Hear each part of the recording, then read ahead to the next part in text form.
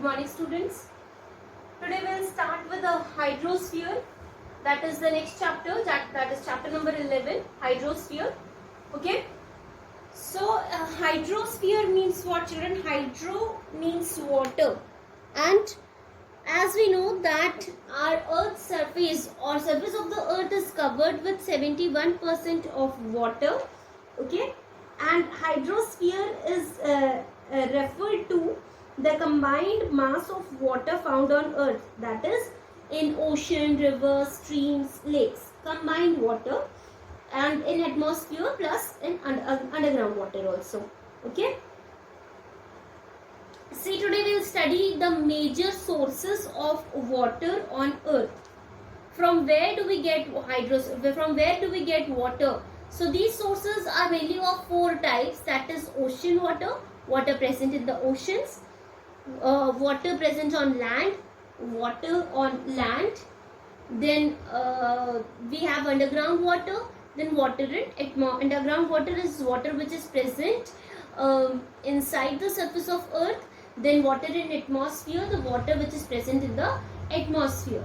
Then we'll study the next topics, children, that is about waves. Okay.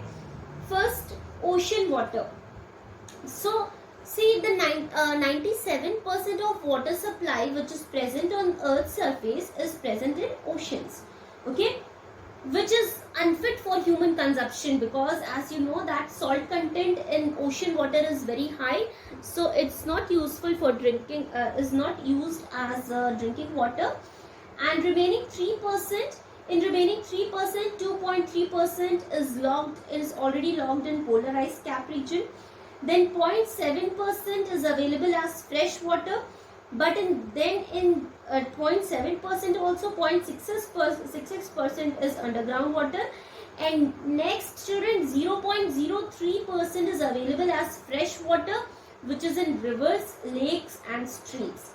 So we have very limited stock of usable water present on the surface of Earth. That's only 0.03% on the surface as surface water, which is present in the form of rivers, streams and ponds, and 0.66% is present as underground water.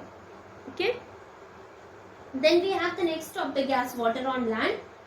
Water on land is a result of the precipitation. What is precipitation?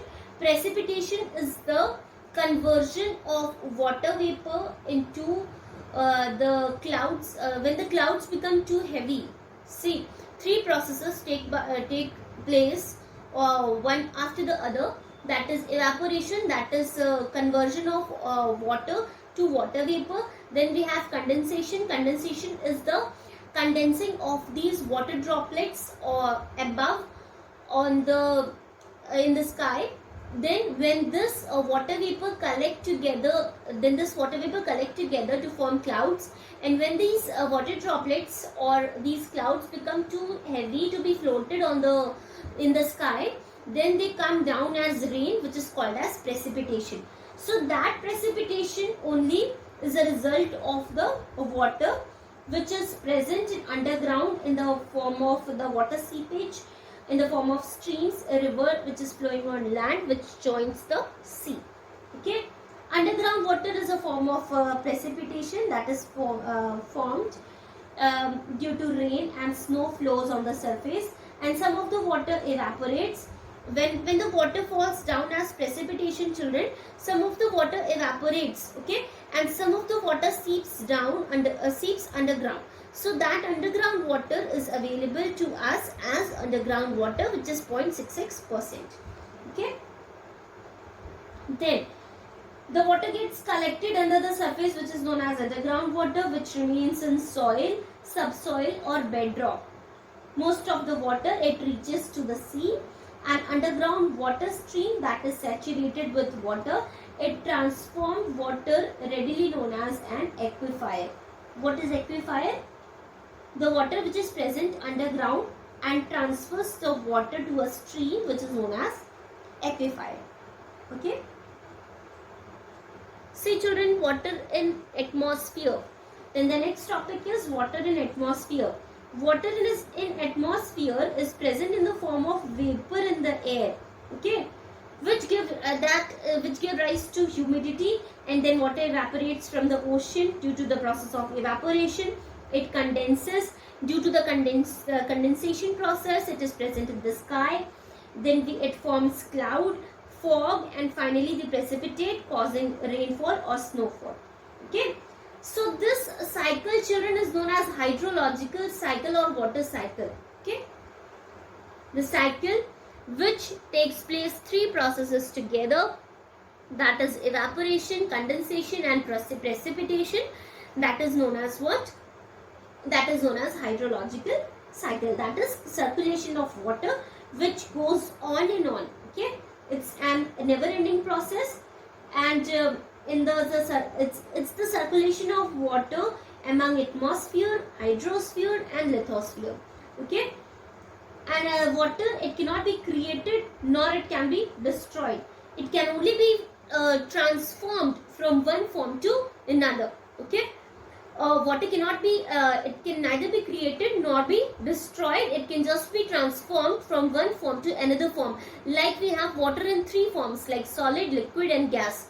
Okay, in the solid form, it is present in polar ice cap regions in the form of ice. Then in the liquid form, we have as a form of water. Then in gaseous form, we have in the form of water vapor. So water cannot be created nor it cannot be destroyed. It can just change its form from one form to another. Now the movement of ocean water, it takes place in three ways. That is wave, current, and tides. The movement of water in the ocean takes place in three waves: wave, current, and tides. First topic is wave. We will study wave. Wave are oscillatory movements in water manifested by an alternate rise and fall in sea surface. What is oscillatory movement, children? Oscillatory movement is repetitive motion. Repetitive motion means again and again, taking place again and again. So it leads to rise and fall in the water, and it moves like ridge-like curves on the surface of the sea. And waves are generally produced by the winds on the surface of the oceans. So it's an oscillatory movement which is generally produced by the winds on the surface of the oceans. Okay.